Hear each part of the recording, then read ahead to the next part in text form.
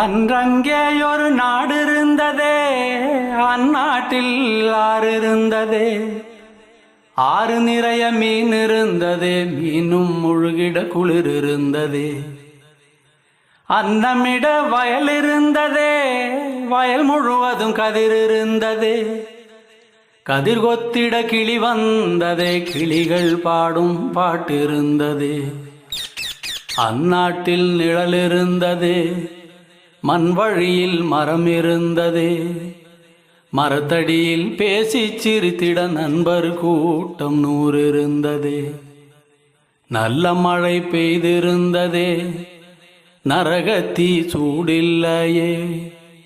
தீவட்டி கொள்ளை இல்லையே, தின்றது எதுவும் நஞ்சில்லையே. அன்றங்கே ஒரு நாடு இருந்ததே, அந்நாட்டில் ஆறு இருந்ததே.